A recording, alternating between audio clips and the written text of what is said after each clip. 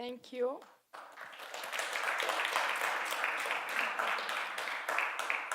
Hello, everybody. Actually, it's my first time in Switzerland, so I'm really happy to be here.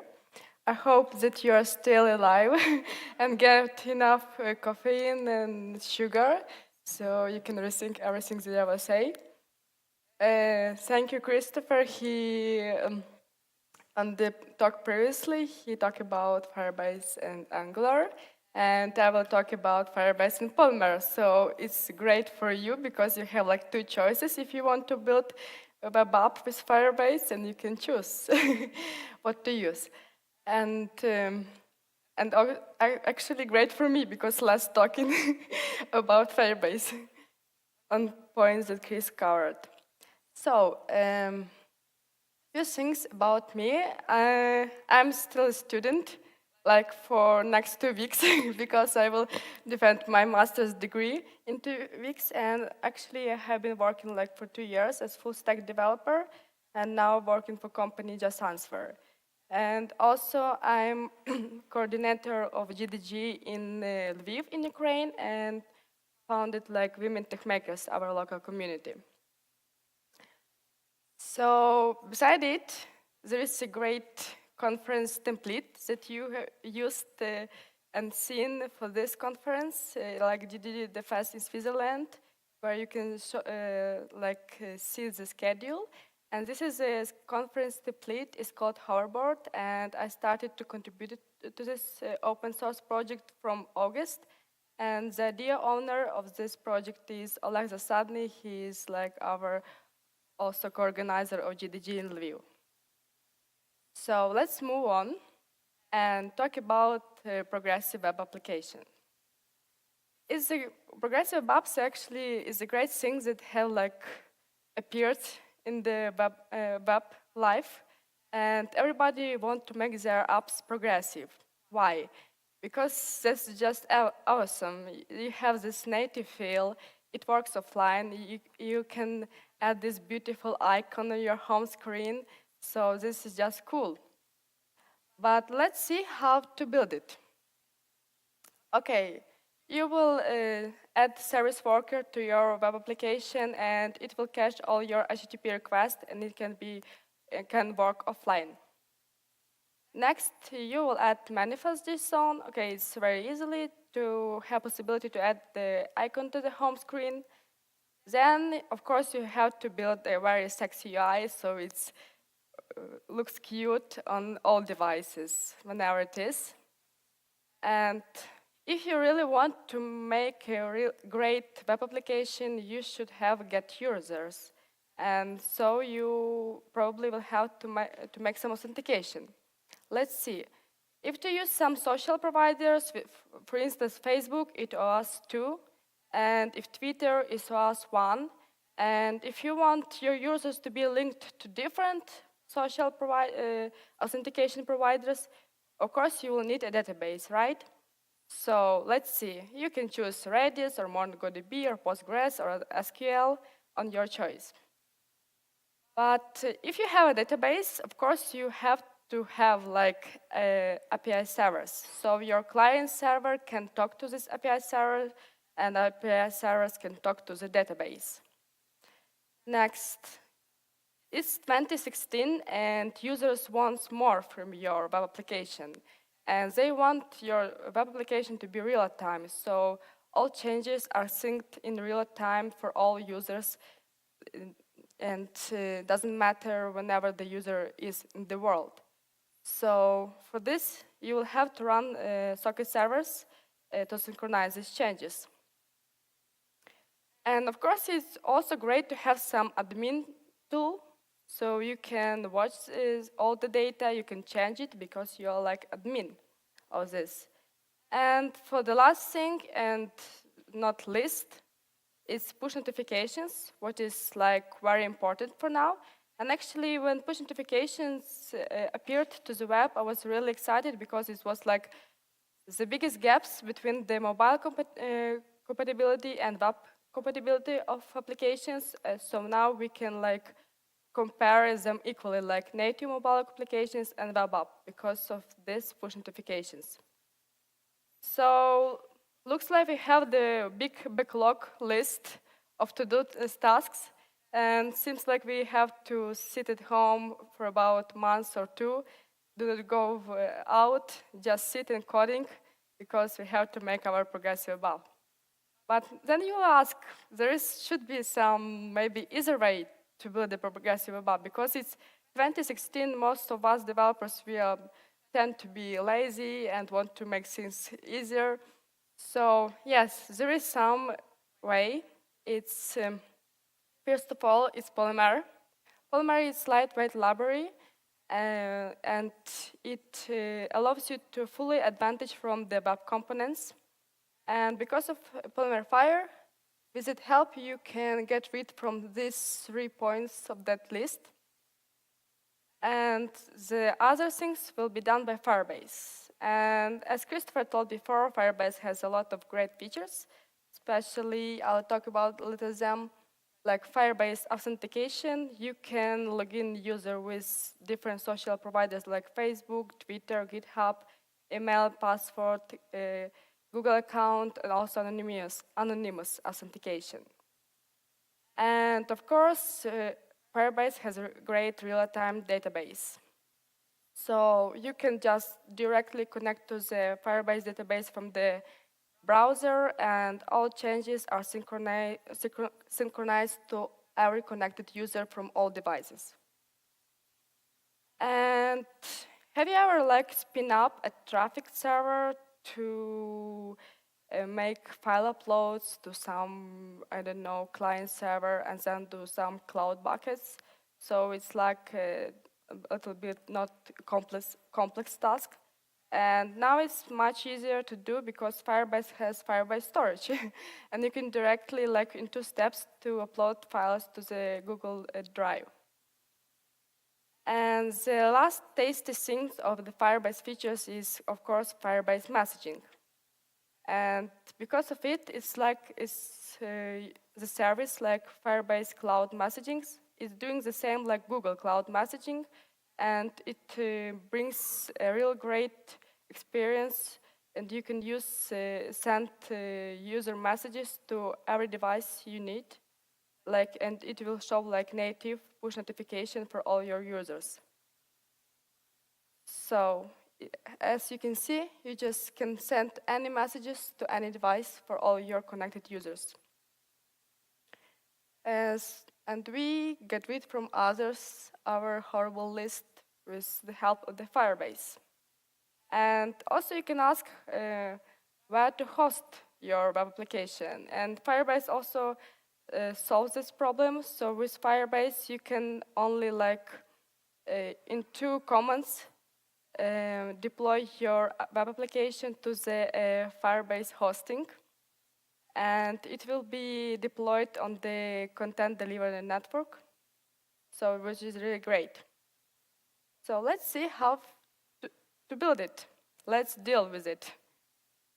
And for that case, of course, Polymer and Firebase, we have Polymerfire. It's like an Angular fire. It's a Polymer fire. So it's custom elements, official custom elements. They were built by the Firebase and Polymer team. And the last release was about a couple weeks ago. And what they released, the last one was Firebase messaging. So you can directly use Firebase messaging from the Polymer elements, which is really great. And there is an open source project. You can reach it on GitHub, or also using one command with Bower, you can install this Polymerfire elements. And before we go further, I will show you a small demo. I have built it on weekends, spent on it 2 days.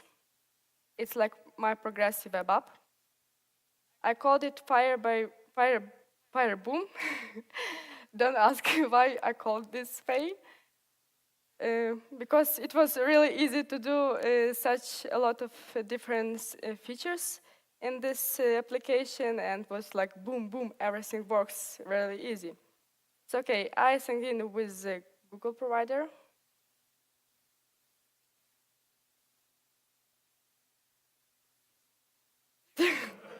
What?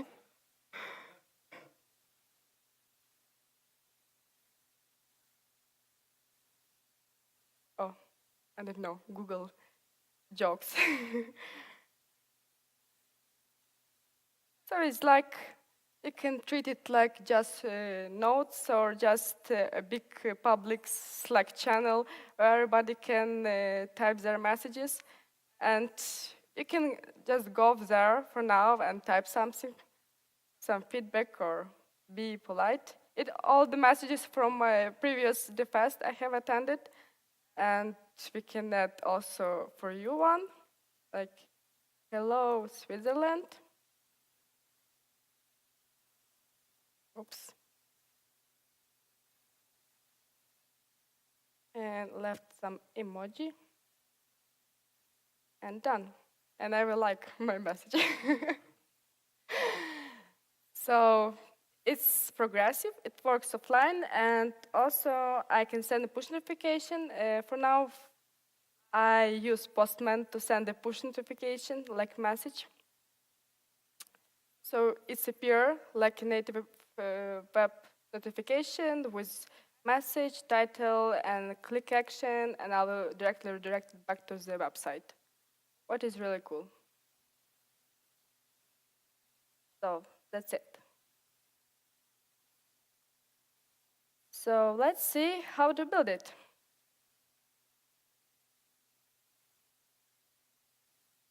So in Polymerfire, everything starts with Firebase app element.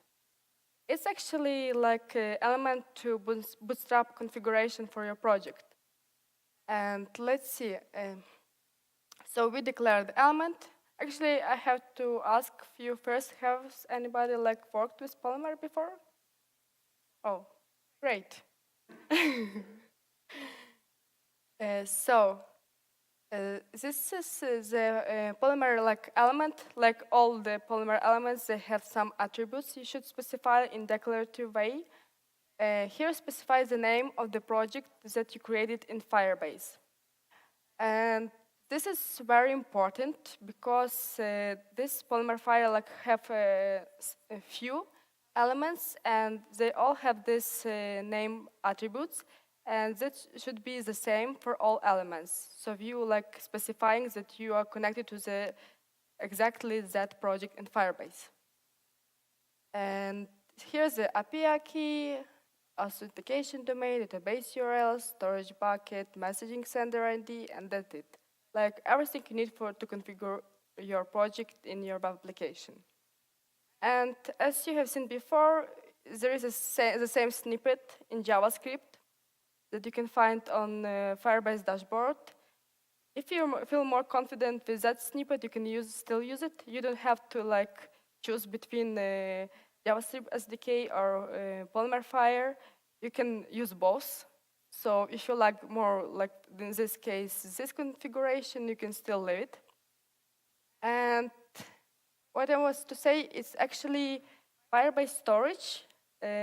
Like for now, there is no like element in Polymer to use Firebase storage, but you can still like drop off to the simple JavaScript SDK and use it like this with Firebase storage and save data to the Firebase storage. And that's it.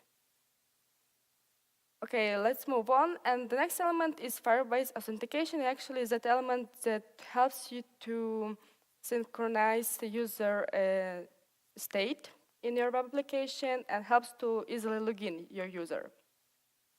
And the same way, we will, in declarative way, initialize your element with ID.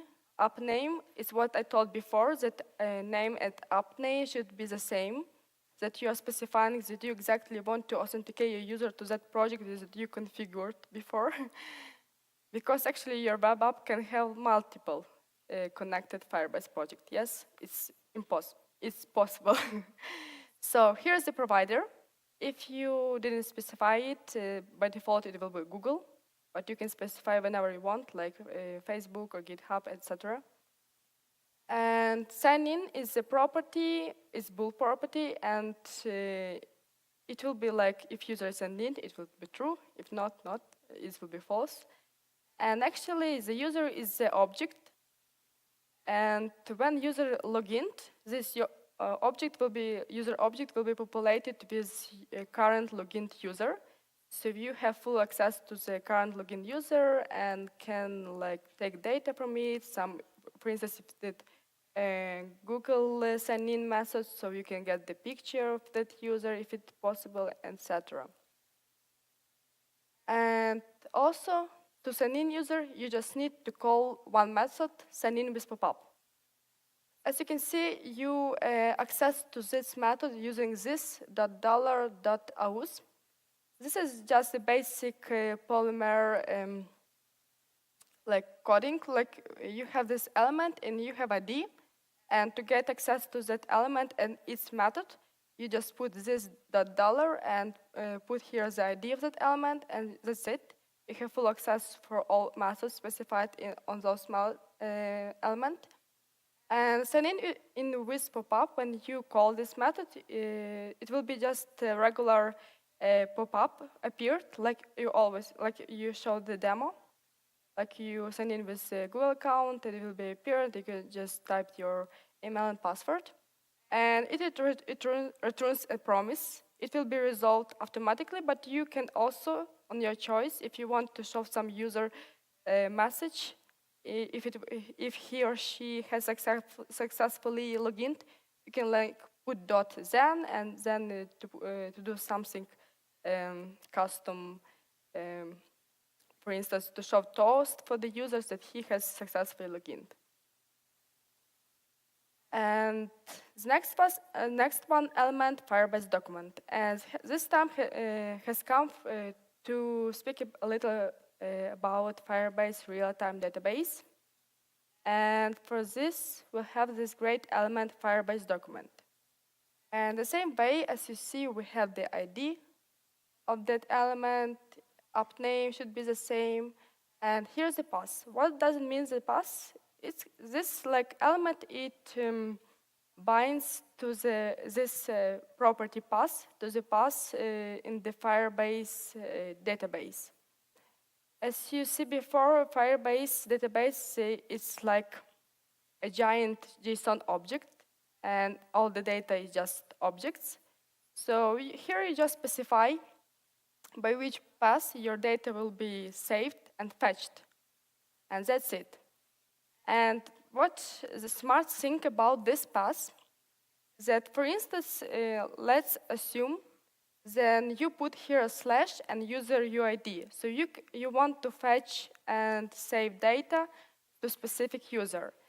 And in that case, if nobody has been logged in and the user UID will be null, so it knows that the path is not like completed. It has null in its declaration, so it's do nothing. And just user login and the path is fully completed. It says, okay, I have the full structure of the path. I can now fetch the data from the Firebase. So that's why this is cool. And all the data will be fetched and saved using this binding system data and this object editable node. So this is actually Polymer, and it has like a great binding system. So everything will go down and up through this object editable node. And here I have actually my node editor. That's one that you see in my demo when I typed a message. And it binds to the node. This is the same editable node object. And when user just edit node or type something, it will be immediately saved to the Firebase. And it is a real time, so all the connected user will see the changes in real time. But let's assume that you want to have some complicated data, like you want to have like a filtered data or order it by something, or you actually want to have a list. And to convert an object from list, it's a little bit complicated. So that's it. For Polymer elements had like Firebase query element, and it allows you to get the list of objects. So here's the same, like you have the query, you have the app name, you specify the path where you want to get the data, you bind it to the data property where the data will be fetched, and actually here's one more attribute. You should treat this element like a general query. If you have been working with SQL, you should write some queries in database, like select this these fields from that table using that attributes like order by or something. Here's will be the same. I specify here order by child and equal title. It means that all my nodes that will be fetched, they will be ordered by its property title. And there are also other options to specify other attributes here. And it will be this attribute will complete like a full query to the Firebase database. And in result, you will get like a list of all objects. And here I have these nodes, binded nodes, and I bind them to the items property nodes and doing it using DOM repeat. If you haven't worked with Polymer, it just, let's say, it's just an element that easily allows you to fetch some lists and to show it on UI. And that's it. And here you also will note $key. It also Christopher has mentioned it. So if you use Firebase query element, you will automatically will receive object with its IDs. That IDs will be automatically created by Firebase, and all your nodes will have like identical keys, so you can, when you edit some nodes, you know which one you will edit. So here's how it will look in Firebase. This is like this keys on each object. And actually, we have the real-time database. We have a great authentication with different providers, but where is what about offline mode? Yes, we have like progressive ABAP, and it should work offline. And you may think that we can add a service worker and it will cache our all HTTP requests, and that's it. But it will not work. Do you know why? I know why. Because Firebase uses WebSockets to transfer data, so service worker will not help you in that case. But we have another solution. Here's we have IndexedDB. You can use IndexedDB to save data, and then you will be able to serve it offline. And then you will ask, but we have like Polymer Web application, maybe we'll have some Polymer element for that. Yes, we have Polymer element for that. It is app IndexedDB mirror. You can treat it like a mirror, and it proxy data and holds it when the data comes from the Firebase to your application. And let's assume you have your great Firebase database, and you have your application. And you use Firebase query or firebase-document to fetch data and to save data to the Firebase database. You fetch data and you save data. But if not internet connection, you will get nothing. You will get no live data. For that case, we have this great mirror, app IndexedDB mirror. So it's it goes between all of them. And when data goes from the Firebase, this mirror holds the data and gives it back to your application, and also vice versa to the back and forth. So if not internet connection, you will still have your data, and you will still have something to show for your user. And when you will be connected to the internet, the data will be then the data will be updated from the Firebase automatically, and you will get your live data immediately. So how does it work? Before we had our Firebase query with binded data nodes, and the next one we will add this another element up IndexedDB mirror, and we bind these fetched nodes from the Firebase to its data. It means that we will save to IndexedDB data nodes, and we want to persist them to this object, and we called it persisted nodes. It will be persist from IndexedDB.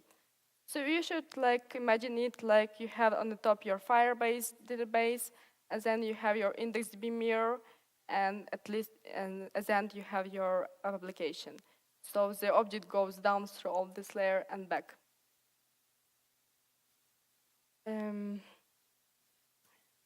Yes, I forgot about animation.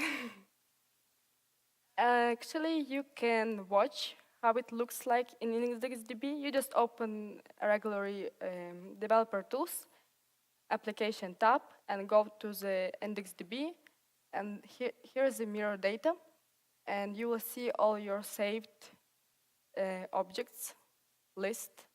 Everything you save to the Firebase will be saved here. But they have bugs, like all open source projects. And this one bug was created, actually, it was created a pull request to fix this bug on May this year. And it always showed the errors in the console because their element, like up IndexedDB mirror, they used web components like polyfill, and they named some property like current script, and this current script is used in that polyfill, and they have fight with each other, and it shows one error in that console, and some guy have fixed it and a lot of other guys have written, when do you merge this fix? We want to merge it and we need it.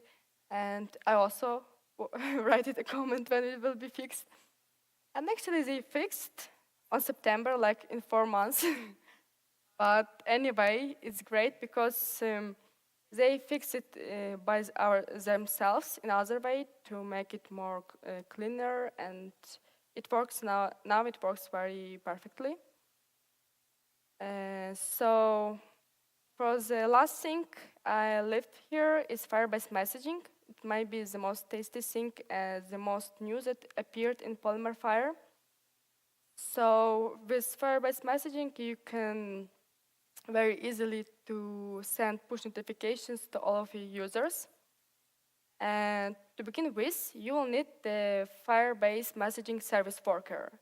And you will ask, why do we need one more service worker? It needs because when user has for instance, hidden look on your web application, it closes. So you should have service worker to work it to process some background work. That's it. And in service worker, you just import Firebase SDK JavaScripts, and you initialize your application with messaging sender ID that you will find in your project settings on the Firebase console. And at least you just do Firebase messaging, and that's it. That's all you need to do in that Firebase messaging service worker to make it work. But additionally, you can make the set background message handler. In that case, you can process all messages that will come to the web application. You can process it by yourself to do something with them. But actually, in most cases, you will not do that because it's more for some advanced use cases, I don't know. And let's look how it looks in web application. Actually about the Firebase messaging element. And here I have binding token to the Firebase messaging, and I'm saving it to the binding into the Firebase document, so it means I will save it to the Firebase database. And also I add here the on-message handle message, which I will talk further. But before I start, let's talk about tokens. As you know, that browsers, they don't allow like any website you have visited to show you notifications, which is really great because you will always receive like this request permission pop-up. And we have to do the same. We have to request permission for your user to show some notifications. And it's really easy. You just access this element, Firebase messaging, and call its method request permission. And you will see that regular permission pop up. But here I did it on ready function. Don't do this. It means that when user will visit your website, the pop-up will immediately appear. So it's very bad UX. So your users will go away from your website probably. So better to tie this like request permissions to some user actions, where it will be obviously that user wants your notifications when he has done some action on your website. And what about token? So this token is like identifier of each devices that had been connected to your Firebase project. When, for instance, user has opened your website on his like mobile, and his mobile will be saved with this token. So you will know like specifically whom to send your user notifications.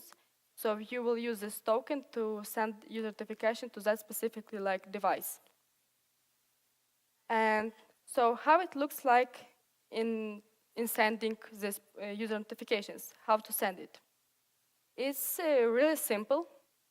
You just need to make a post request, and you're doing this post request to the Firebase Cloud Messagings, Google APIs, and two things you need to know here, like authorization.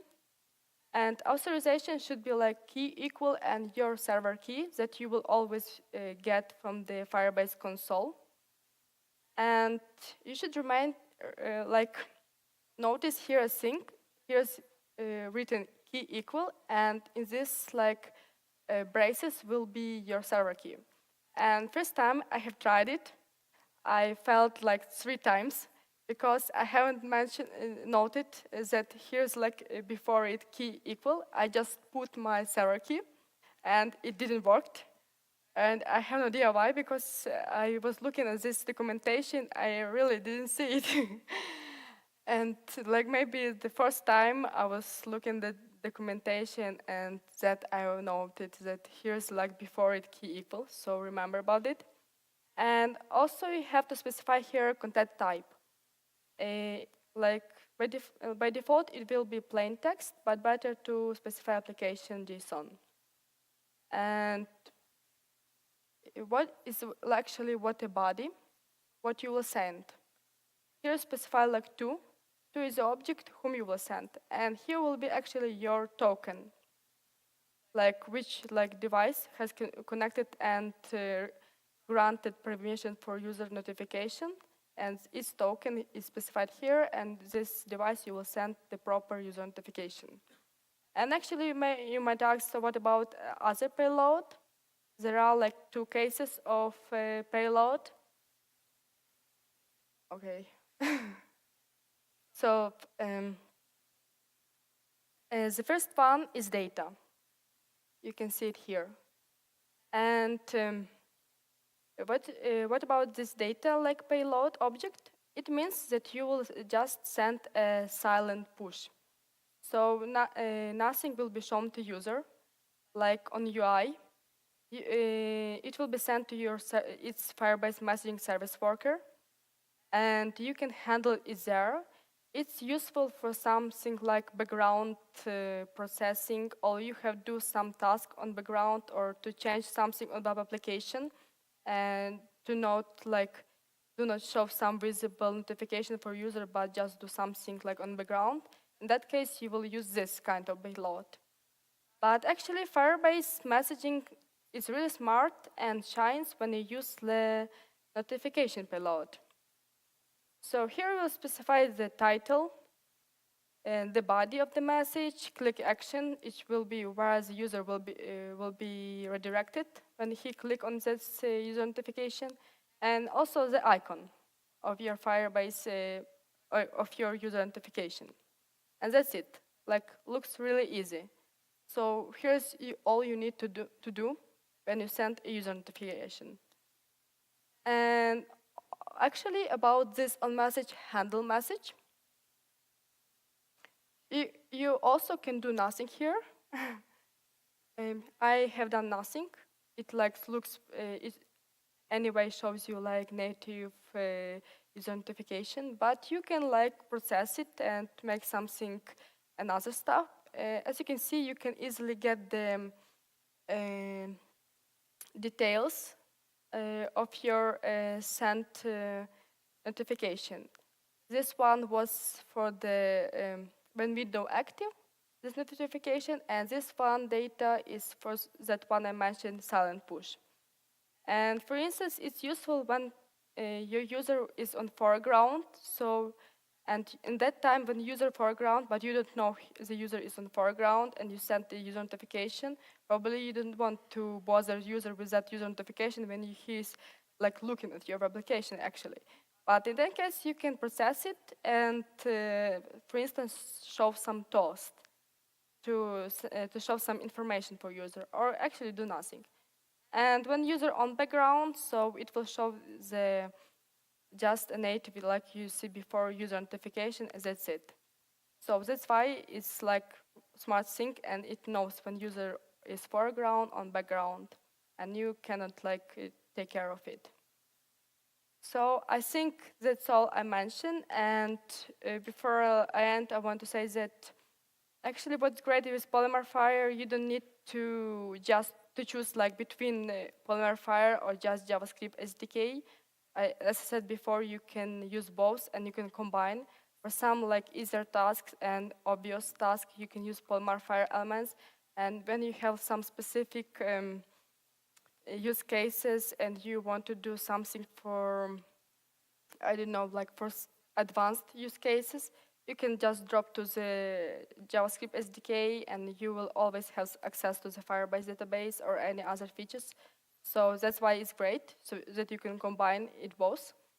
And let's build progressive web app with Polymer. Thank you. If you have any questions, you can ask or find me after. I will be available. Thank you. As I've seen, do you actually build the notification client side?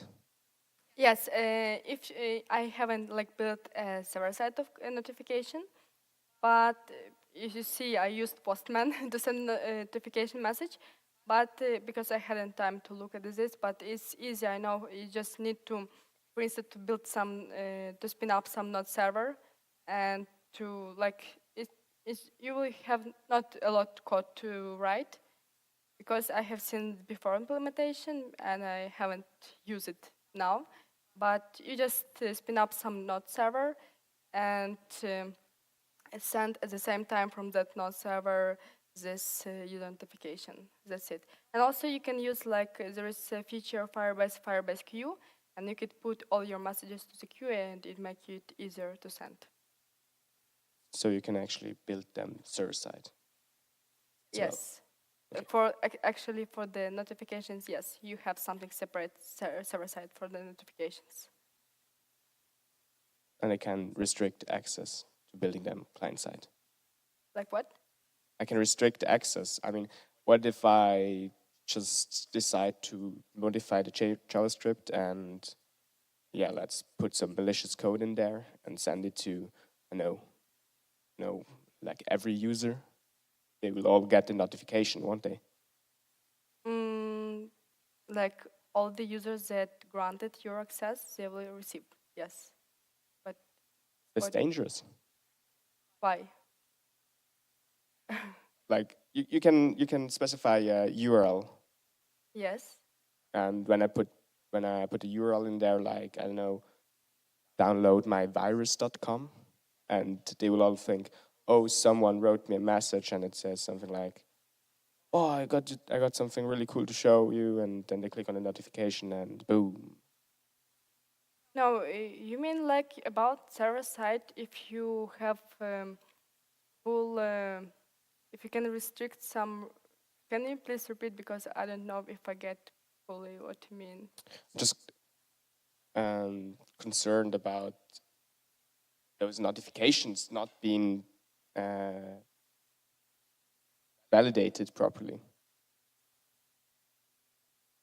But why? Like, you mean that because of server side is separately? Because there is a lack of a server side. Like Firebase, like as I'm my understanding, you get this web interface, you configure, you click there, you click here, you provide some JSON. Yes, but any case for the notification, you will need some server side to send requests. Okay. Just shortly on this topic, I think you got it a bit wrong. So what you have notifications part, which what you showed is the client side, and the actual notification will be received from her server. That's not some random input. So in case you want, as it goes to the desktop, yes, it's also misuse for advertising. That's why you have to request permission from the user, and a lot of sites do it in the beginning. That's usually where you click deny and close the website. That's why she said you need to do it in a specific way, like you have a button, get notification when there is a new chat message. And when you click that, it requests permission, and that permission handling, that's then taken over from the client browser.